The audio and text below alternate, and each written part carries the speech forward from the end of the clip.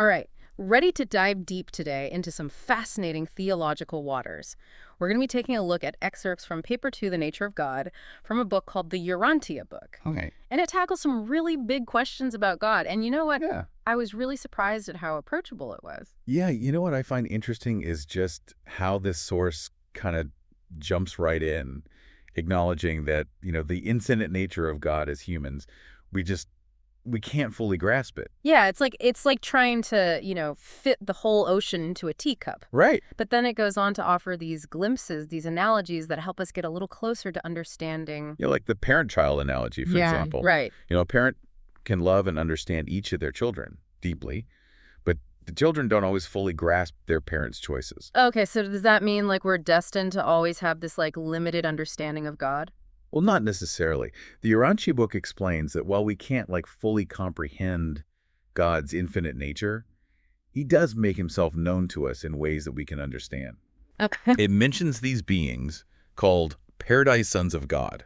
Okay. Who act as sort of intermediaries, even taking on human form to connect with us.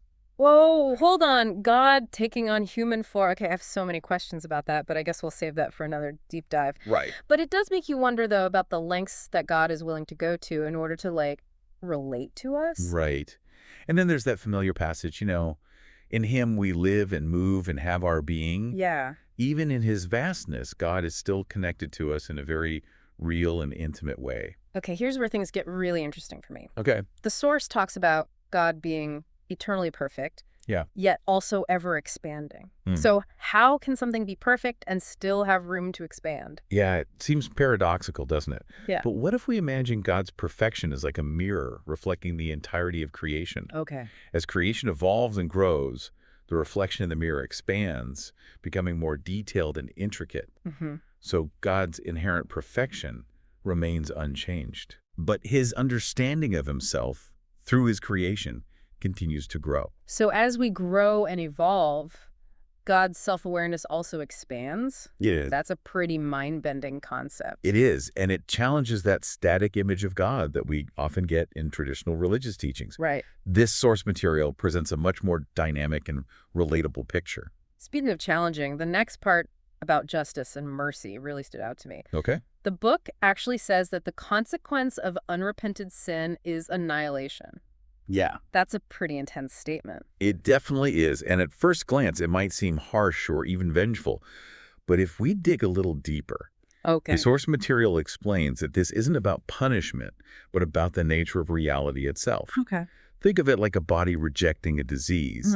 Sin, in its purest form, is fundamentally incompatible with God's existence, almost like trying to mix oil and water. Yeah. So it eventually self-destructs. So it's less about God actively destroying sinners and more about sin being inherently self-destructive? Exactly. And this isn't some kind of snap judgment either. Right. The book makes it clear that there's a whole system of justice within the universe. Okay. Annihilation comes only after a fair and impartial process. That makes sense. So then where does mercy fit in? Right.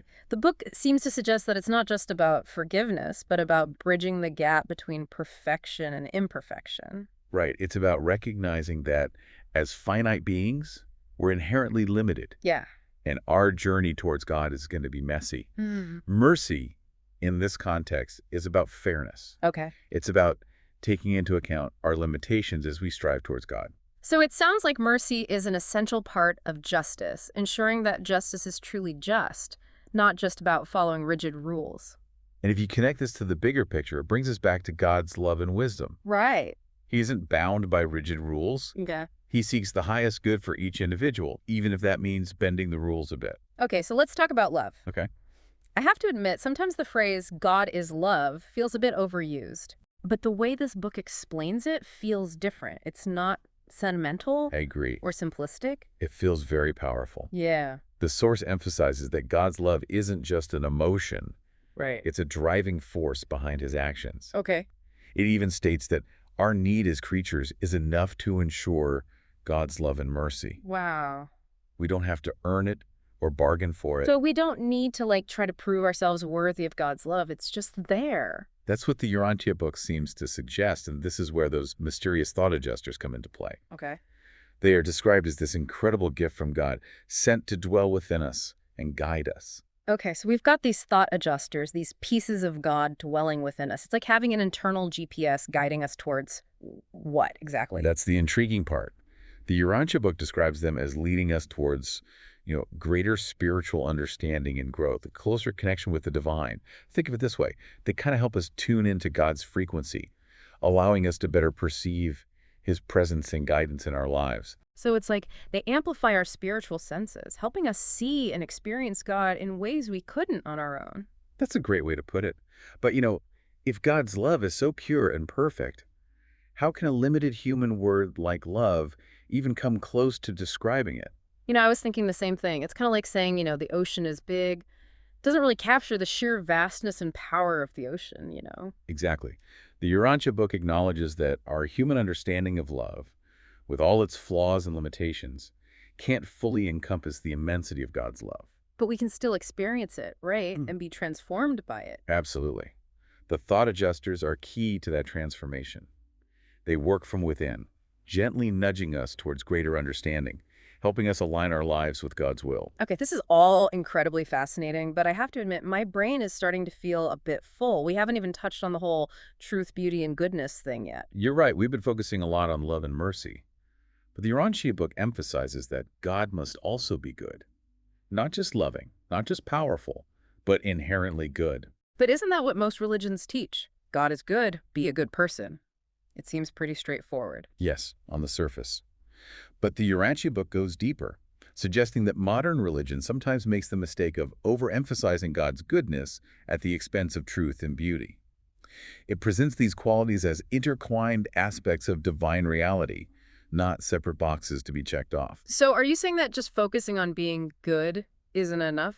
Where do truth and beauty fit into the picture? Think about it like this. Imagine a beautiful piece of music. The harmony, the rhythm, the melody, they all work together to create something beautiful and whole. The same principle applies to our spiritual lives.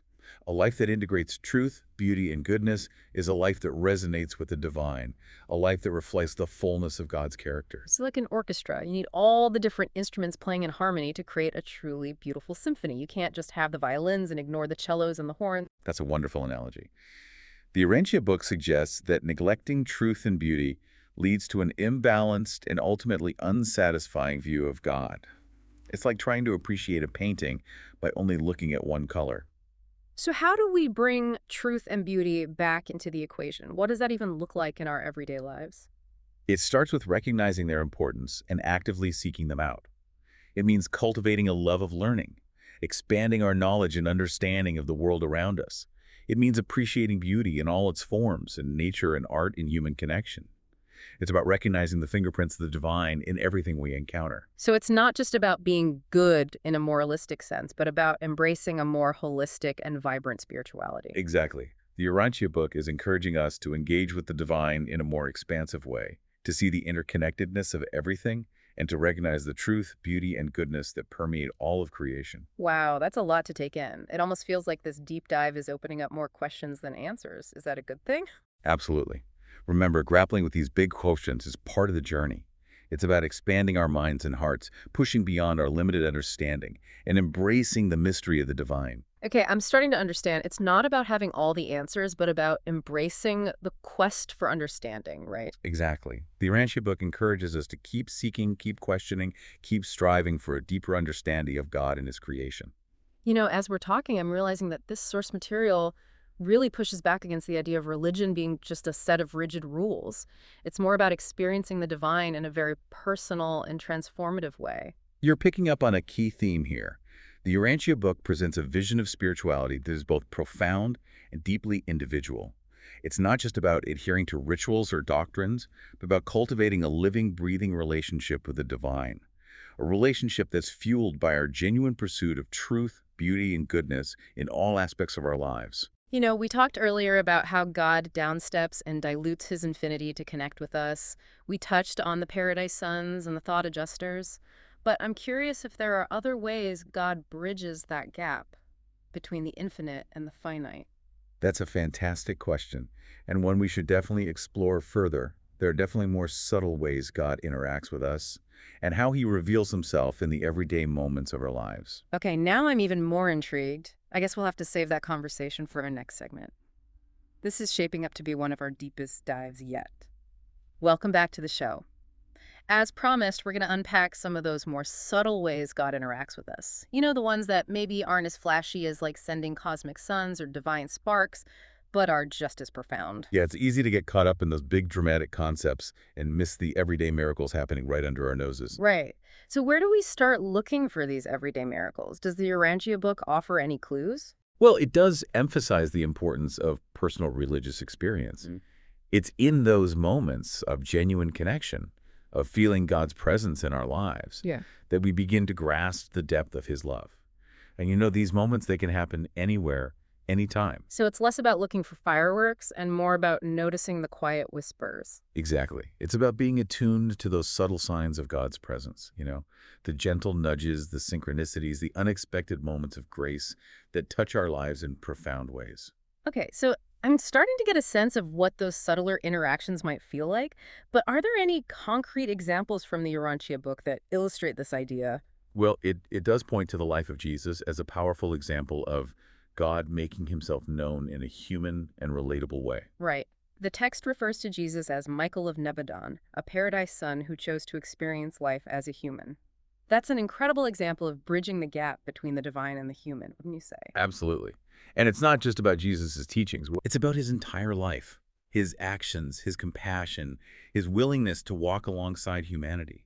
It's like he was a living, breathing embodiment of God's love. So by studying the life of Jesus, we can gain a deeper understanding of God's character and how he interacts with us. That's certainly one way. But it's also important to remember that the Urantia book really stresses personal religious experience. Okay. Those moments where we feel a connection to something larger than ourselves. Those flashes of insight or inspiration. Those aha moments that seem to come out of nowhere. Exactly. Those moments where we feel a sense of awe and wonder at the beauty of the world around us, or experience profound gratitude for the simple gifts in our lives. The Urantia book suggests that these are all potential points of contact with the divine. You know, for a text that dives into such complex theological ideas, it's surprisingly grounded in the actual experience of faith. I agree. The Urantia book acknowledges the limitations of our human language and intellect while encouraging us to keep seeking a deeper understanding of God. It's like it's saying, here's a glimpse into the vastness of God, but don't stop there. Keep exploring, keep experiencing, keep allowing yourself to be transformed. That's a perfect summary. And remember, the journey itself is just as important as the destination. It's through our struggles, our doubts, our moments of wonder that we grow spiritually. You know, as we wrap up this deep dive, I keep coming back to this idea of God's love as this constant presence in our lives. Even when we don't see it, it's kind of a mind-blowing concept. It really is. And it makes me think of that quote from the Urantia book. Truth, beauty, and goodness are divine realities. And as man ascends the scale of spiritual living, these supreme qualities of the eternal become increasingly coordinated and unified in God, who is love. Wow. So the closer we get to God, the more we see truth, beauty, and goodness reflected in our own lives. That's a powerful thought and a great challenge to try and live up to. It is a challenge, but it's also incredibly inspiring. It suggests that our spiritual journeys are not just about seeking God, but also about becoming more like him, embodying those divine qualities in our own lives. This has been an incredible journey, and I feel like we've barely scratched the surface of this profound text. But as we wrap up, I want to leave our listeners with something to chew on. If God is constantly present in our lives, how often do we pause to acknowledge that presence? How often do we take the time to truly appreciate those everyday miracles happening all around us? That's a great question and a worthy challenge for all of us. As you go about your day today, dear listener, try paying attention to those subtle signs of God's presence. Those moments of grace, those glimpses of beauty, those unexpected acts of kindness.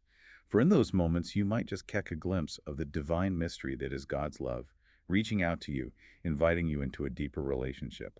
That's a beautiful way to end our exploration of the nature of God. Thanks for diving deep with us today. Keep seeking truth, keep embracing the mystery, and remember, in the words of the Urantia book, God is love.